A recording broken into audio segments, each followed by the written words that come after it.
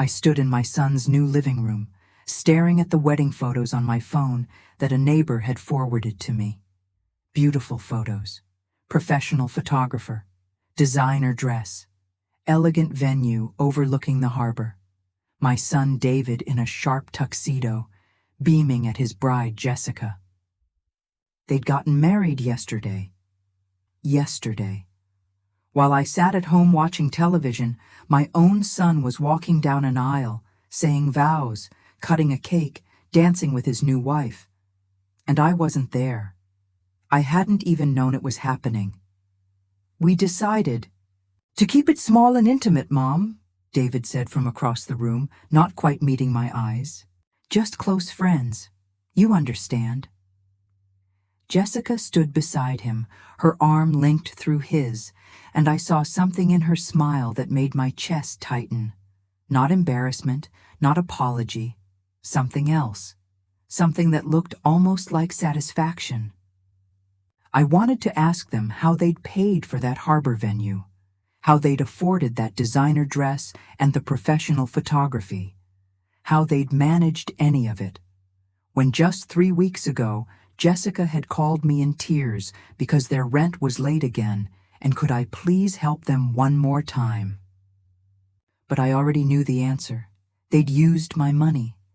The money I'd given them over the past 3 years, month after month, bill after bill, believing I was helping my son build a life, believing I was supporting a struggling young couple who would one day look back and remember that I'd been there when they needed someone most. Instead, they'd used me, and now they were standing in front of me, married without me, looking at me like I was the problem for feeling hurt. How did this happen? And why did I let it go on for so long? If this story touches your heart, please subscribe and stay with me to hear how this ends. Drop a comment telling me where you're watching from. You might see your own family in this story. My name is Margaret Eleanor Chen, but everyone calls me Maggie. I'm 71 years old, and until 8 years ago, I had what I thought was a perfect life. My husband Robert and I were married for 42 years. We lived modestly but happily in a small 2-bedroom house in the suburbs, the same house where we'd raised our son David. Robert worked as an electrician, and I taught 2nd grade at the elementary school 3 blocks from our home. We never had much money, but we had each other, and we had David, and that was more than enough. Robert died suddenly of a heart attack when he was 68. One moment he was pruning the rose bushes in our front yard, humming along to the radio, and the next moment he was gone. The grief nearly destroyed me. For months, I wandered through our little house like a ghost, touching the things he'd touched, sitting in his chair, sleeping on his side of the bed, just to feel close to him. David was my lifeline during that dark time. He visited every week, brought groceries, sat with me for hours while I cried or talked about his father or just stared at the walls. He was 30 years old then, working as a junior accountant at a mid-sized firm downtown, and I was so proud of him. He'd always been a gentle boy, sensitive and kind, maybe a little too eager to please everyone, but that was better than being cruel or selfish. About 2 years after Robert died, David started bringing Jessica to Sunday dinners. She was a marketing manager at a startup, he told me, beautiful and ambitious and everything he'd ever wanted. I could see how smitten he was, the way his whole face lit up when she walked into a room, the way he laughed at all her jokes, the way he constantly checked to make sure she was happy. Jessica was charming at first. She complimented my cooking, admired the photos of Robert on the mantel, asked interested questions about my teaching career. She had a way of making you feel like you were the only person in the room when she talked to you. I remember thinking that David had found someone special, someone who would take care of him the way Robert and I had always tried to. The first time they asked for money was about 6 months into their relationship. David called me on a Tuesday evening. his voice tight with stress. Their car had broken down. Jessica's car, actually, and the repairs were going to cost $1,200. They didn't have it. Could I possibly help them out? They'd pay me back as soon as David's next bonus came through. I didn't even hesitate. I drove to the bank the next morning and withdrew $1,300 from my savings account. The extra $100 was for any additional costs that might come up. David was my son. Of course I would help him. That's what mothers do. They never paid me back, but I didn't push it. I told myself they were young and struggling, just starting out, and I could afford to help. Robert had left me a small life insurance policy, and combined with my teacher's pension and Social Security, I had enough to live on if I was careful. If giving my son a little help meant I had to skip a few restaurant meals or wait another year to replace my aging refrigerator, that was fine. Family came first, but that first loan opened a door that never closed. 3 months later, Jessica called me directly for the first time. Her voice was sweet and apologetic as she explained that their rent was going to be late because of an unexpected medical bill. Could I possibly lend them $800 just until the end of the month? I sent the money that same day. Then it was credit card bills, student loan payments, utility bills. Every few weeks there was a new crisis, a new emergency, a new reason they were short on cash and desperately needed help. Sometimes David called, sometimes Jessica, sometimes. They came over for dinner and mentioned it casually, almost like an afterthought, and I found myself offering before they even had to ask. I watched my savings account shrink month by month. The emergency fund Robert and I had carefully built over 40 years of marriage began to disappear. I started buying the store-brand groceries instead of the ones I preferred. I turned the heat down in winter and wore extra sweaters. I canceled my subscription to the newspaper and the book club I'd belonged to for 15 years. I stopped going to the movies with my friend Pat because I couldn't afford the ticket and popcorn anymore. But I told myself it was temporary.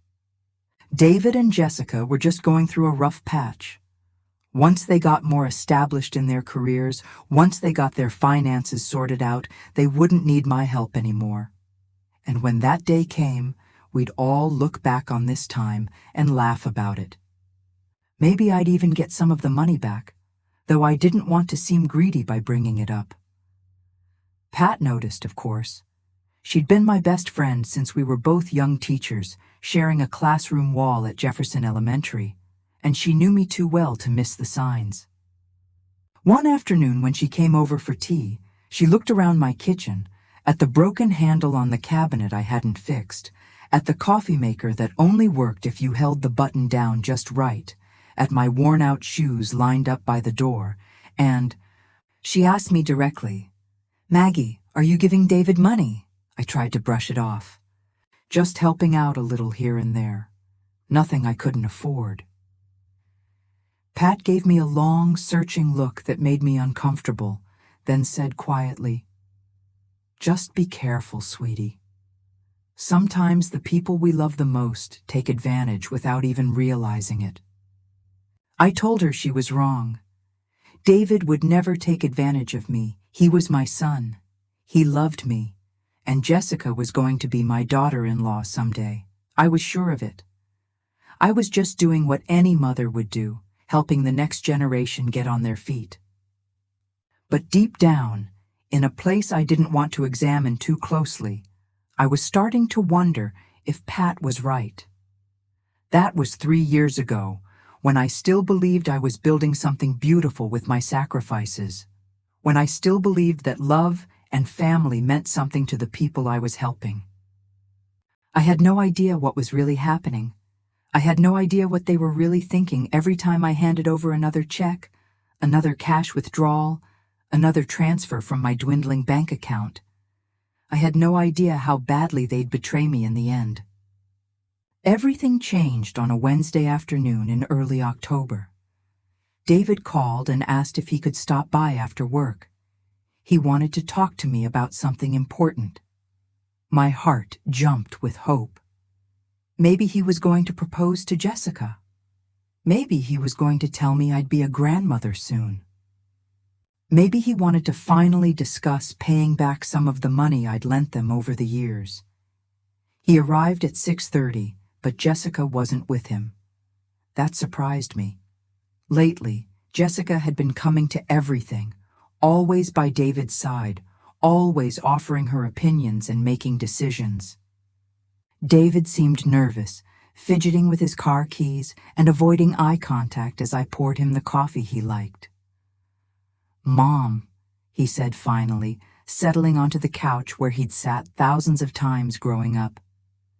"Jessica and I have been talking, and we think it might be better if we took a step back from the financial help you've been giving us." I felt my chest constrict. A step back? We just think.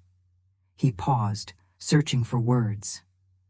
"We think we need to stand on our own 2 feet now, be more independent, and having you help us all the time, it makes us feel like we're not really adults. Yet, relief washed through me so powerfully I almost laughed. They were going to stop asking for money. They were finally stable enough to manage on their own. This was good news. This was exactly what I'd been hoping for. "Of course, honey," I said, reaching over to squeeze his hand. "I'm so proud of you both. This is wonderful. You're absolutely right. You're ready to stand on your own." David smiled, but it didn't quite reach his eyes. "There's one more thing. Jessica's lease is up next month, and my apartment is too small for both of us long term. We've been looking at a bigger place, 2 bedrooms, nice neighborhood, closer to both our jobs." My heart swelled. "Oh, David, are you two moving in together officially? This is such an exciting step." "Yeah, we are." He hesitated, then continued. "The thing is, we need first and last month's rent plus a security deposit. It's a lot up front, like $6,000. And we were hoping, since this is the last time we'd ever ask. Could you help us with that? After this, we'll be completely self-sufficient. I promise." I heard Pat's voice in my head. "Sometimes the people we love the most take advantage without even realizing it." I pushed it away. This was the last time. David had said so himself. $6,000, and then they'd be independent, and I'd have my son back without the constant worry about their finances. It was worth it. "Let me look at my accounts," I told him. "I'll see what I can do."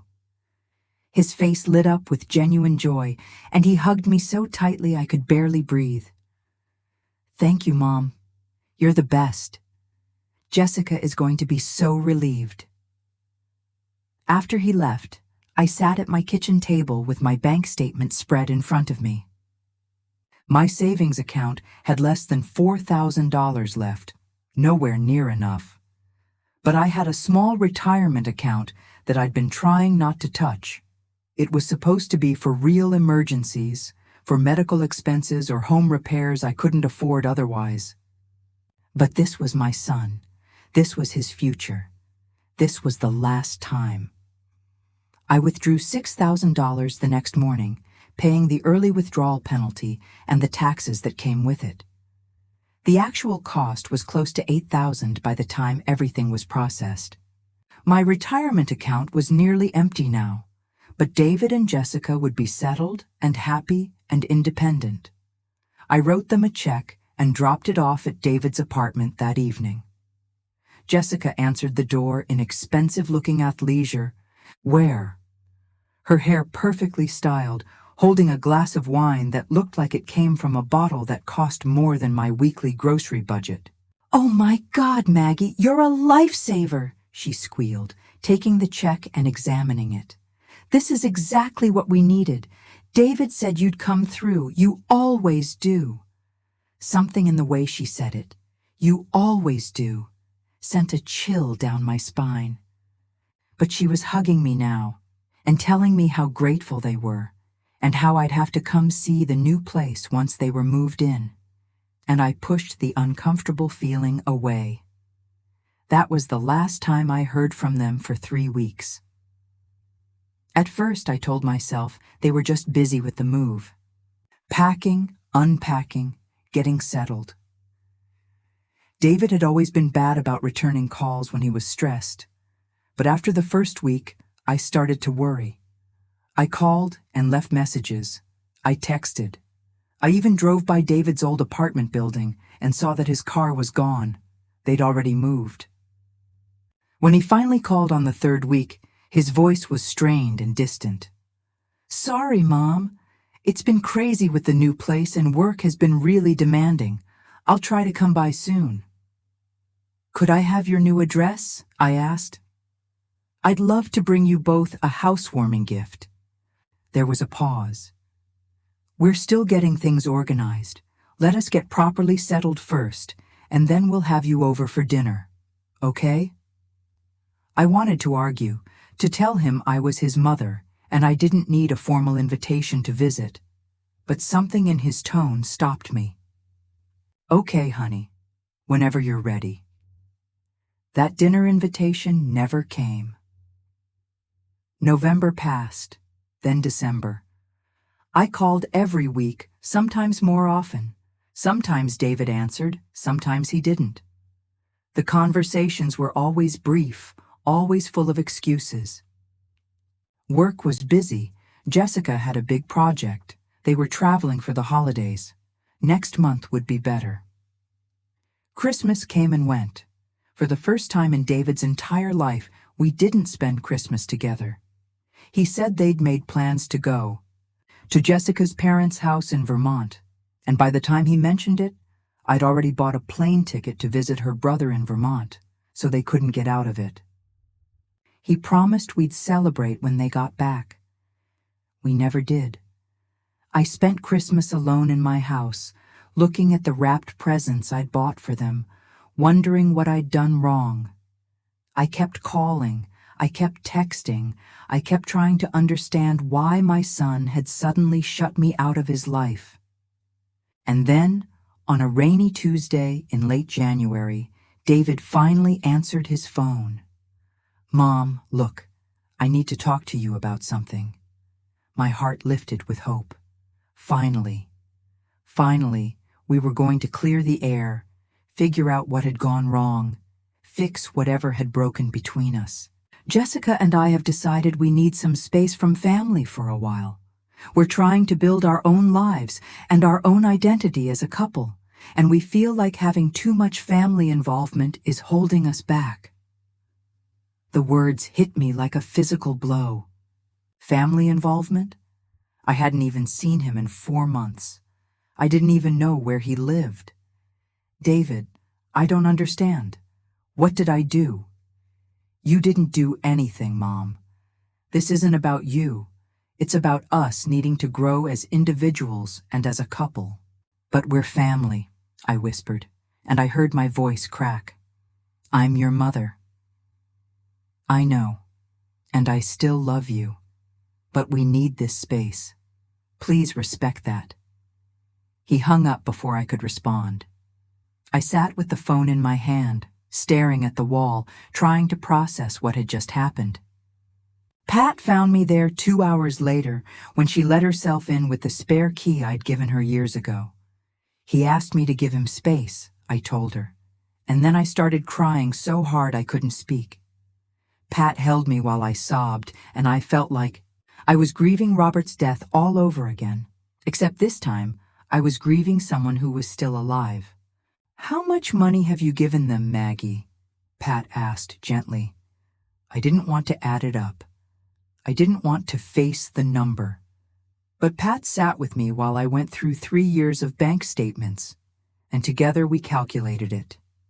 Credit card payments, rent assistance, car repairs, medical bills, utilities, the security deposit, emergency expenses that seemed to happen every month. $47,000. I had given my son and his girlfriend $47,000 over 3 years. And now they wouldn't even tell me where they lived or talk to me on the phone for more than 5 minutes. What do? I asked Pat, feeling completely lost. You give him the space he asked for, she said firmly. And you start taking care of yourself again. No more money, no more rescuing. Let them figure out their own lives. I followed her advice, though it broke my heart. I stopped calling. I stopped texting. I stopped driving past his old apartment hoping to see his car. I focused on myself, on my house, my health, my life. I started going to the movies with Pat again. I bought the name brand coffee I liked. I joined a book club at the library. But I thought about David every single day. I wondered if he thought about me too. I wondered if he missed me at all, or if I'd always been nothing more than a convenient bank account to him. 4 months passed in this painful silence. And then, on a beautiful Saturday morning in May, I got a text message that changed everything. It was from a woman I barely knew, Sandra, a neighbor who lived 3 houses down from me. We waved to each other when we both happened to be out getting our mail, but we'd never been close. The message said, "Maggie, I saw something on social media I thought you should know about. Can I come over?" She arrived 10 minutes later with her phone in hand and an expression that told me I wasn't going to like whatever she'd found. She sat down on my couch and pulled up Instagram, then handed me the phone. It was Jessica's account. The first photo was from the previous day, a professional portrait of Jessica in a stunning white lace wedding dress, her arms around David in a tuxedo, both of them beaming at the camera. The caption read, "Yesterday was the most magical day of my life. Married the love of my life surrounded by our closest friends. Wedding bliss, new beginnings, Harbor View wedding." I scrolled through the photos with shaking hands. The ceremony had been at an upscale venue overlooking the harbor, the kind of place that cost thousands of dollars just to book. Jessica's dress was clearly designer, probably worth more than my car. There were photos of an elaborate cake, professional floral arrangements, a live band. At least 50 guests in the pictures, all of them young and fashionable, holding champagne glasses and laughing. Not one of them was me. Not one photo included David's mother. Not one caption mentioned that his father had died or that his family had supported him. It was as if I didn't exist, as if I'd never existed. "I'm so sorry," Sandra said quietly. "I thought you would have been there. I thought maybe you'd chosen not to be on social media or something. But then I realized, you didn't know, did you?" I couldn't speak. I just shook my head and kept scrolling through the photos, my eyes burning. With tears I refused to let fall in front of this kind stranger. After Sandra left, I sat alone with her phone screen burned into my memory. I thought about the $47,000. I thought about the 3 years of rent payments and credit card bills and emergency expenses. I thought about my empty savings account and my depleted retirement fund and all the sacrifices I'd made because I believed I was helping my son build a life. And then I thought about that harbor venue and that designer dress and that professional photographer, and I realized something that made me feel physically sick. They'd had money. They'd always had money. Or at least they'd had my money. And instead of using it for the emergencies they'd claimed, they'd been saving it, planning, building toward this wedding that I was never meant to be part of. I had been used. Deliberately, systematically, coldly used. If this story breaks your heart like it does mine, please hit that like button and tell me in the comments if you've ever felt betrayed by family. I spent the rest of that Saturday in a fog of pain and disbelief. I kept picking up my phone to call David, then putting it down. What would I even say? Congratulations? How could you? Why wasn't I enough? Every possible opening felt wrong, inadequate for the enormity of what he'd done. Sunday morning, I was still sitting at my kitchen table in my nightgown, staring at nothing, when my doorbell rang. I almost didn't answer it, but the ringing persisted, and finally I dragged myself to the door. It was David. He looked uncomfortable, shifting his weight from foot to foot, not quite meeting my eyes. Behind him, I could see Jessica sitting in the passenger seat of their car, a newer model than the one they'd claimed broke down 3 years ago. She was looking at her phone, completely disinterested in whatever was happening on my doorstep. "Hi, Mom," David said. "Can I come in?" I stepped aside and let him in, because I didn't know what else to do. We stood in my living room, the room where I'd rocked him as a baby, where we'd watched movies together, where he told me about his first day of school and his first heartbreak, and his dreams for the future, and he looked at me like I was a stranger. "I guess you saw the photos," he said. "Your neighbor showed me yesterday." "Yeah, well," he shrugged. "We decided to keep it small and intimate. Just close friends, you understand." That's when he said it. That line that was the most hurtful thing anyone had ever said to me. After everything I'd given, everything I'd sacrificed, he stood in my living room and told me I wasn't part of his close circle. I wasn't important enough to be at my own son's wedding. How did you pay for it? The question came out before I could stop it. That venue, that dress, that photographer. How did you afford all of that when 6 months ago you couldn't make rent without my help? David's expression hardened. We saved. We worked hard. We made it happen. With my money. That was a loan, Mom. Or a gift. I don't know. You offered it? We didn't force you. I felt like he'd slapped me. You called me crying about emergencies. You told me you were struggling. You said you couldn't afford groceries, couldn't make rent, couldn't pay your credit cards. And now I find out you were saving for a wedding? A wedding I wasn't even invited to? "We wanted to start our marriage with independence," Jessica said from behind him. I hadn't even heard her come in. She stood in my doorway, arms crossed, looking annoyed that this conversation was taking so long. "We needed to establish boundaries. Surely you can understand that." "Boundaries," I repeated, the word tasting bitter in my mouth. "Is that what you call taking $47,000 from someone and then cutting them out of your life?" David's face went pale. "You kept track?" "Of course I kept track. It's my money, David, money I needed for my own future, my own security. Money your father and I saved for 40 years, and I gave it to you because I thought you were struggling. I thought you needed help. I thought I was being a good mother." "You were smothering us," Jessica said sharply. "Always wanting to be involved, always wanting updates, always making us feel guilty if we didn't include you in everything. We needed space to build our own life. I wasn't smothering you. I was helping you. Every time you called asking for money, I gave it to you.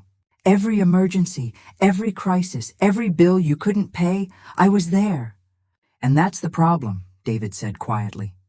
"You made us depend on you. You made us feel like we couldn't do anything on our own."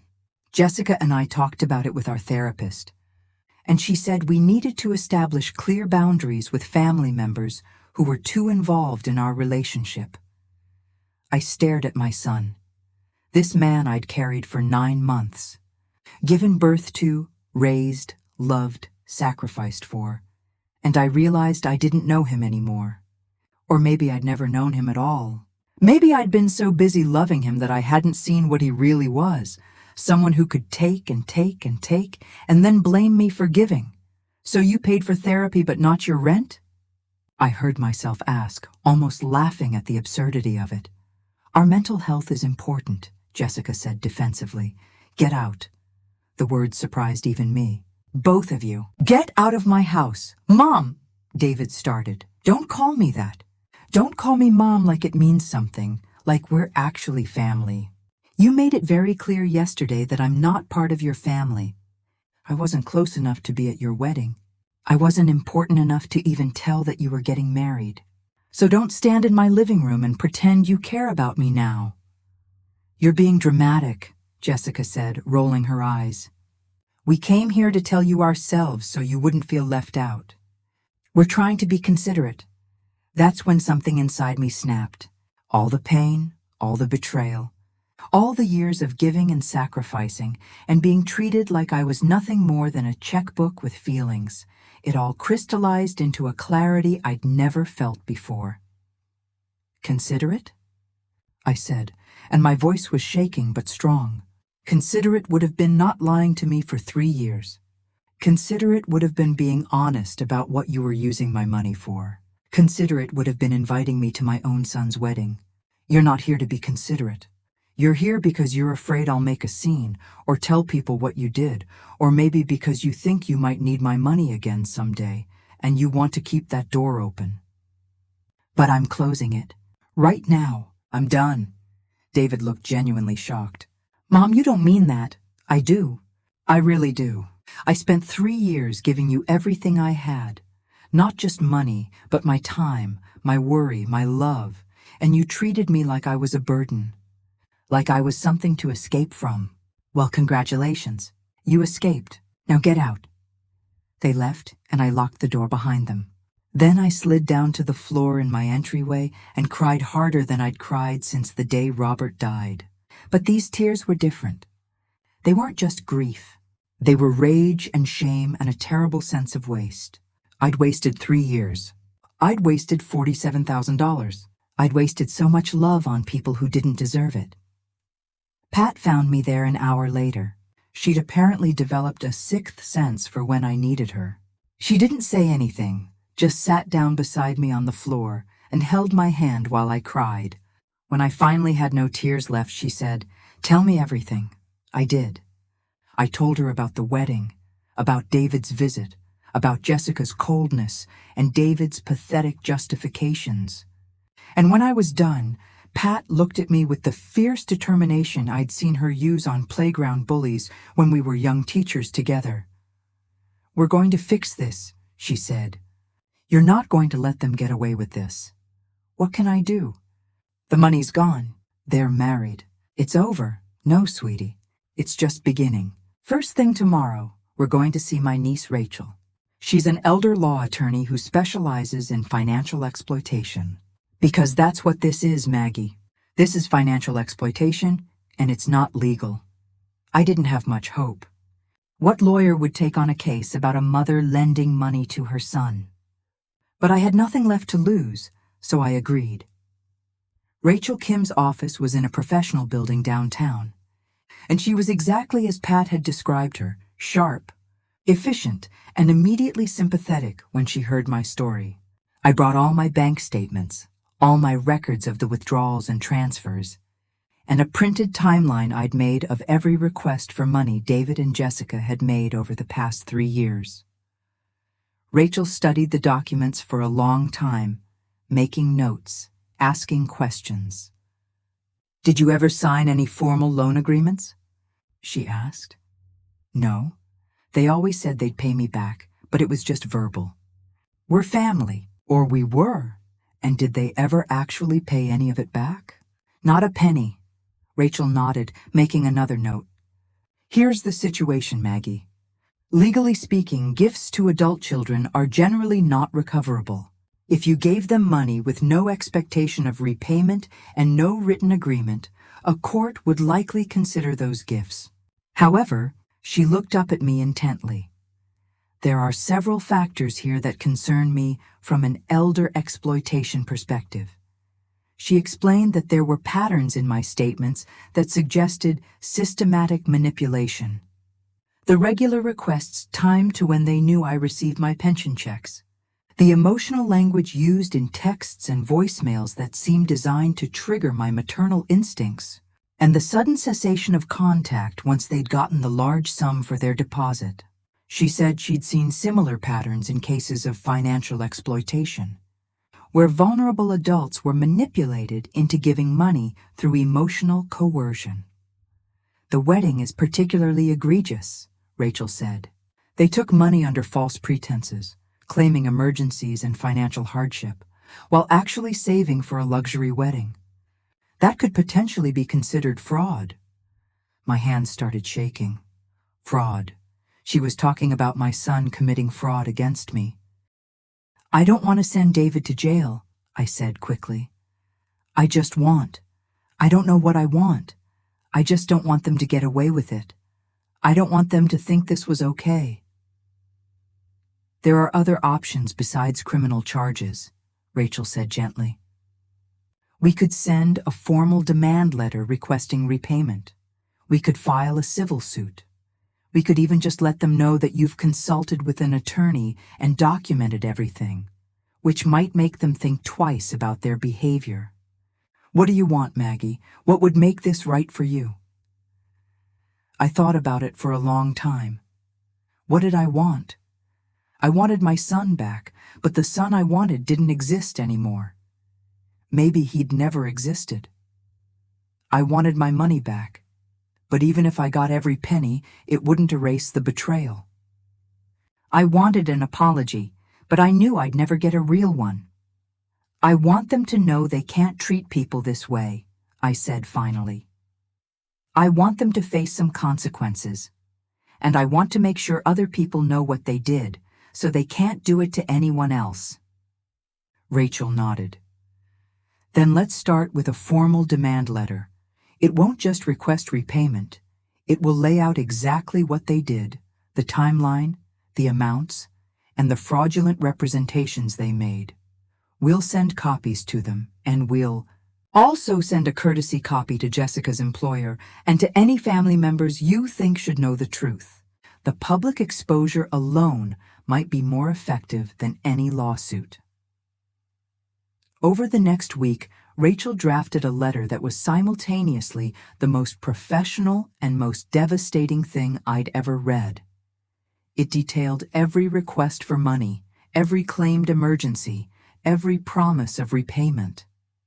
It included the timeline showing how the requests for money had stopped completely once they'd secured the large deposit, and it included screenshots of Jessica's wedding posts showing the expensive venue and celebrations. It ended with a formal demand for repayment of the full $47,000 within 30 days. Are you sure you want to do this? Rachel asked before we sent it. Once this goes out, there's no taking it back. Your relationship with David will probably never recover. I thought about the relationship I'd had with my son, or thought I'd had. The Sunday dinners where he'd barely looked up from his phone, the conversations that always somehow turned to money, the way he'd stopped calling unless he needed something. That relationship had been dead for a long time. I just hadn't wanted to admit it. Send it, I said. The letter went out on a Tuesday. By Wednesday afternoon, my phone was ringing off the hook, but not from David or Jessica. It was from people I hadn't heard from in years. Robert's brother Marcus, some of David's childhood, friends, even a few former colleagues from the school where I'd taught. Rachel had sent courtesy copies to several people, and apparently the story was spreading. Marcus was furious. I had no idea he was doing this to you, Maggie, he said, his voice tight with anger. Robert would be devastated. This is not how we raised him. David's childhood best friend Tom called to tell me that David had borrowed $5,000 from him 2 years ago and never paid it back either. He told me his mother was sick and he needed money for medical bills, Tom said bitterly. I guess that was a lie too. I felt sick. How many other people had David manipulated? How many other lies had he told? Thursday morning, Jessica's employer received their copy of the letter.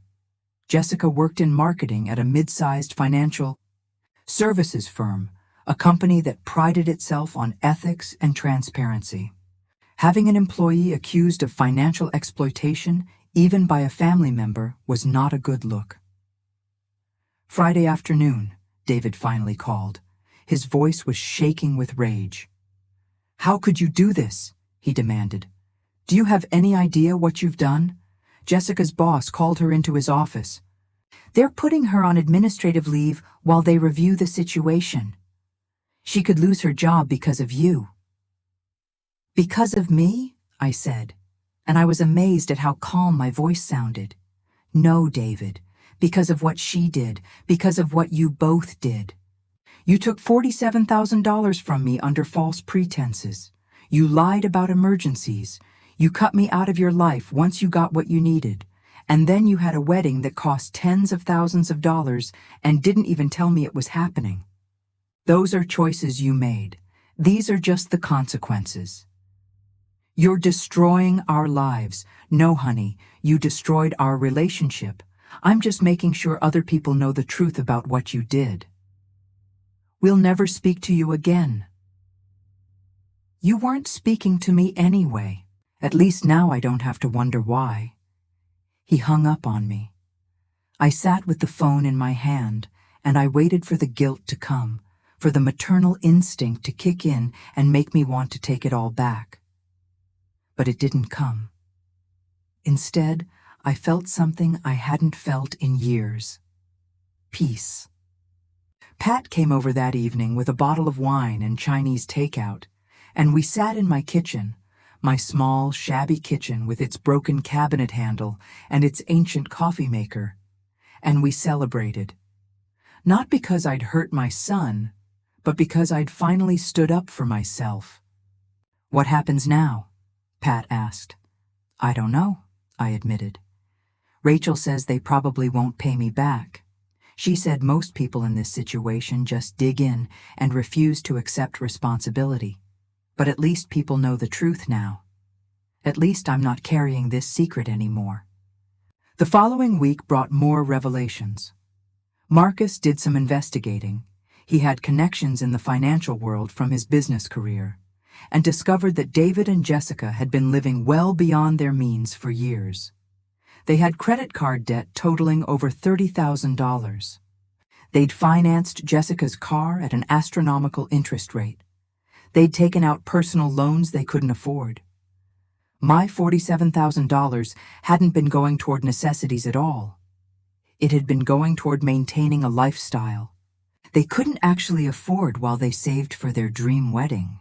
They used you as their personal bank, Marcus said flatly when he showed me the financial records he'd uncovered. And they would have kept using you for as long as you let them. Tom, David's old friend, started asking around among their mutual acquaintances. It turned out David and Jessica had borrowed money from at least 4 other people with similar sob stories, and none of them had been paid back. The total across everyone was over $70,000. They're running a scam, Tom said. That's what this is. It's not just thoughtlessness or immaturity. They're deliberately manipulating people who care about them. 2 weeks after the letter went out, I received a certified letter from an attorney, not Rachel, but someone representing David and Jessica. It accused me of defamation, harassment, and intentional infliction of emotional distress. It demanded that I cease all contact with their employers and friends, retract my false statements, and pay them $50,000 for the damage I'd done to their reputations. I took the letter to Rachel, my hands shaking. Can they do this? Rachel read it carefully, then smiled, actually smiled. They can try, but this letter is the best thing that could have happened to us. By threatening to sue, they've given us the perfect opportunity to file a counterclaim in court, which means everything will become public record. Every text message asking for money, every lie about emergencies, every bit of evidence we've gathered about the wedding expenses.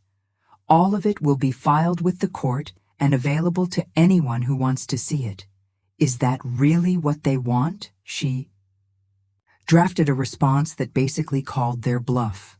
She pointed out that truth is an absolute defense to defamation, that I had extensive documentation of every claim I'd made, and that if they proceeded with a lawsuit, we would countersue for fraud and elder financial exploitation, seeking not just the return of the $47,000, but also punitive damages, legal fees, and a court order prohibiting them from contacting me. Send it, I told her. We never heard from their attorney again, but the consequences kept unfolding. Jessica's employer didn't fire her, but they did remove her from client-facing roles and passed her over for a promotion she'd been expecting. The gossip in their social circle was apparently brutal. I heard through Marcus that several of Jessica's friends had confronted her about the wedding expenses versus the claimed financial hardship, and she'd lost multiple friendships over it. David's employer found out as well, though I never sent them anything directly. Apparently, one of his colleagues had seen the demand letter that had been forwarded around, and in a firm that handled other people's money, having an employee with ethical questions was a serious concern. He wasn't fired either, but his annual review mentioned concerns about personal financial management and professional ethics. Their landlord found out about their credit card debt and the borrowed money, and when their lease came up for renewal, he declined to offer them a new one. They had to move to a cheaper apartment in a less desirable neighborhood. The wedding photographer, who apparently hadn't been fully paid, put a lien on them when he heard about the financial situation. I watched all of this unfold with mixed emotions. Part of me, the mother part, wanted to step in and fix it, to make it better, to protect my child from consequences.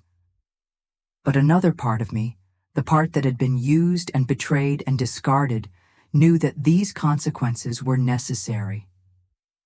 They were the only way David and Jessica might ever learn that actions have repercussions, that you can't build a life on lies and manipulation. 3 months after the demand letter went out, I got a different kind of call.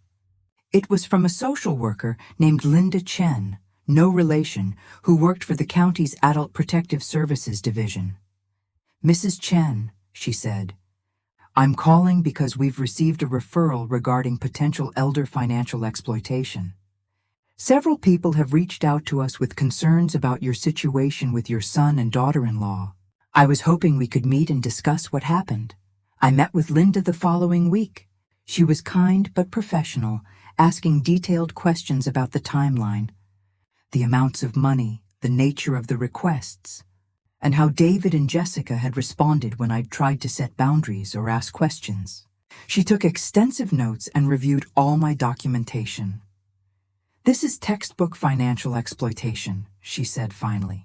"The pattern of escalating requests, the emotional manipulation, the isolation once they'd gotten a large sum, the misrepresentation of how the money would be used, these are all classic signs. I want you to know that what happened to you is not uncommon, and it's not your fault." Those words, "it's not your fault," hit me harder than I expected. I started crying right there in her office, and she handed me a box of tissues and waited patiently while I composed myself. I kept thinking I must have done something wrong, I admitted. I must have raised him wrong, or spoiled him, or given him the wrong values. How does a child turn into someone who would do this to their own mother? "Sometimes," Linda said gently, "people make choices that have nothing to do with how they were raised. Your son made a choice to prioritize money and status over family and integrity. That's on him, not you." She told me that she would be opening a case file, which would create an official record of what had happened. She said it wouldn't result in criminal charges. The bar for prosecuting financial exploitation is high when the victim gave the money willingly, even under false pretenses, but it would be on file if David or Jessica ever tried to gain power of attorney over someone else or work in certain positions involving vulnerable adults. You may have just protected other people from becoming their next victims, Linda said. That thought gave me more comfort than any repayment could have. 6 months after the wedding I wasn't invited to, I was having coffee with Pat in my kitchen when my doorbell rang. I opened it to find a young woman in her 20s standing on my porch. She looked nervous. "Are you Margaret Chen?" she asked. "Yes. My name is Allison. I'm David's half-sister." The world seemed to tilt sideways. "I'm sorry, what?" Allison explained that her mother had had a brief relationship with Robert 35 years ago, before Robert and I had gotten married. Her mother had never told Robert about the pregnancy. Allison had only recently done a DNA test and discovered David's existence. And when she'd tried to reach out to him to learn about their father, she'd discovered the situation with me. "I'm so sorry about what he did to you," she said. "I read the court documents. They're public record. I wanted you to know that our father was a good man. I only learned about him after he died, but I've been asking around, talking to people who knew him, and everyone says he was honest and kind and hardworking. David didn't learn that behavior from him." We invited her in, and she spent the afternoon telling me about her life, showing me photos of her children, grandchildren I'd never known I had, and sharing stories about how she'd tracked down information about Robert. She was a nurse, married to a teacher, living modestly but happily in a small town 3 hours away. "You seem so much like your father," I told her, and it was true. She had Robert's honesty, his warmth, his genuine kindness, much more than David ever did. Before she left, Allison hugged me and said, "I know I can't replace the son you lost, but if you'd like, I'd love for you to be part of our lives. My kids would love to know their grandmother." I started crying again, but this time they were good tears. That evening, sitting alone in my house, I thought about everything that had happened over the past year. I'd lost $47,000. I'd lost my relationship with my son. I'd lost the future I'd imagined, the holidays together, the grandchildren I'd helped raise, the golden years spent surrounded by family. But I'd gained something too. I'd gained self-respect. I'd gained the knowledge that I could stand up for myself, even when it was painful. I'd gained new relationships with people like Marcus and Tom and Allison, people who valued honesty and loyalty. I'd gained the certainty that I deserved better than what David and Jessica had given me. I'd also gained practical things. Without the constant drain of supporting David and Jessica, my finances stabilized. I started rebuilding my savings account. I got that new refrigerator I'd been putting off. I replaced my worn-out shoes. I started going to the movies regularly with Pat again. And I didn't feel guilty about the popcorn. I joined a support group for families affected by financial exploitation, and I was shocked by how many other people had similar stories. Children who drained their parents' retirement accounts, relatives who'd taken out credit cards in elderly family members' names, trusted advisors who'd stolen from vulnerable clients. We shared our stories, supported each other, and worked together to raise awareness about elder financial exploitation. I also started volunteering at the local senior center, teaching a class on financial literacy and how to protect yourself from exploitation. I shared my story, not with names but with details, and I watched older adults nod in recognition, saw them pull out their phones to call their banks and change their passwords, heard them talk about setting boundaries with family members who'd been borrowing money for years. "You probably just saved my mother's house," one woman told me after a class. "My brother has been bleeding her dry for 5 years, and I didn't know how to stop it. Now I know what to do." Turning my pain into purpose gave me something David and Jessica could never take away. A year after the wedding, on what would have been Robert's 77th birthday, Marcus stopped by with a bottle of Robert's favorite whiskey. We sat on my back porch and toasted his memory. "He'd be proud of you, you know," Marcus said, "for standing up for yourself. Robert always said you were stronger than you gave yourself credit for." "I don't feel strong. I feel like I lost my son." "No," Marcus said firmly. "You lost an illusion. The son you thought you had probably never existed. The real David, the one who could manipulate his own mother, who could look you in the eye and lie, who could cut you out of his wedding without remorse. That David has been there all along. You just loved him too much to see it. It was a hard truth, but it was truth. And I was learning to prefer hard truths over comfortable lies. 18 months after everything fell apart, I received an unexpected message on Facebook. It was from Jessica's sister, Emma, whom I'd met briefly once or twice at family gatherings. "Mrs. Chen, I don't know if you'll want to hear from me, but I wanted to reach out. Jessica and David are getting divorced. It's been ugly. They've been fighting constantly about money. Turns out they're both terrible with finances, and they kept blaming each other for their debt. Jessica's been talking about what happened with you, and she's finally admitting that the way they treated you was wrong. She's not ready to apologize. She's still pretty defensive, but I think she's starting to realize what she lost. I just thought you should know." I read the message several times. Part of me wanted to feel vindicated, to take satisfaction in their marriage falling apart. But mostly I just felt sad. Sad for the life David could have had if he'd chosen differently. Sad for the family we could have been. I wrote back to Emma, thanking her for letting me know, and I meant it. Then I closed the message and went back to my life. The life I was building without David. Without Jessica. Without the constant weight of their needs and lies. 2 years after the wedding, I was at the grocery store when I saw him.